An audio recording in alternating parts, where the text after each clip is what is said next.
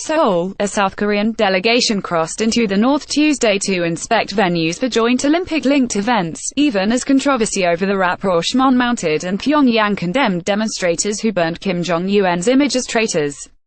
The two Koreas agreed earlier that the North's athletes would attend next month's Pyeongchang Winter Games in the South, form a joint women's ice hockey team and march together at the opening ceremony.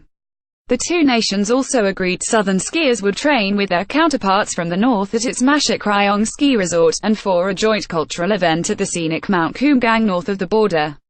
There have since been a flurry of preparatory missions, and the group of 12 Seoul officials are expected to spend 3 days in the North. It is the first visit to the North by Seoul officials for nearly 2 years, according to the South's Yonhap news agency.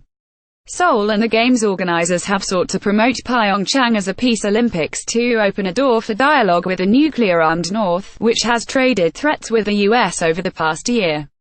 But President Moon Jae-in's peace efforts have drawn pushback at home, as many accuse him of using athletes for political purposes and making too many concessions to his hostile neighbor.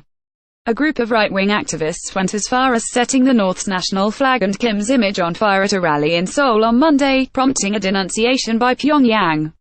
They were traitors and psychopaths whose actions amounted to defaming the dignity of the supreme leadership, said Ri Myong, of the Democratic Front for the Reunification of Korea, which is linked to the authorities in the North. They are, indeed, human scum obsessed with pro-US sycophancy and confrontation with fellow countrymen, said the statement, carried by the state news agency KCNA.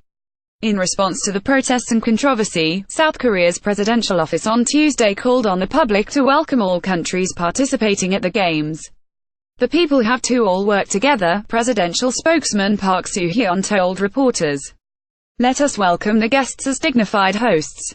The southern delegation's visit began a day after a group of Pyongyang officials ended a rare trip to the south to prepare for planned concerts by the North's artistic troops during the Games, also a part of the Inter-Korea deal. The trip, led by the leader of the North's popular Moranbong girl band, was the first time Pyongyang officials had visited the South for 4 years. Another team of North Korean officials is also set to arrive in Seoul on Thursday to check logistics for its athletes and other representatives attending the Games. The isolated, impoverished North is under multiple layers of sanctions imposed for a series of nuclear and missile tests it has conducted in violation of UN Security Council resolutions. AFP CC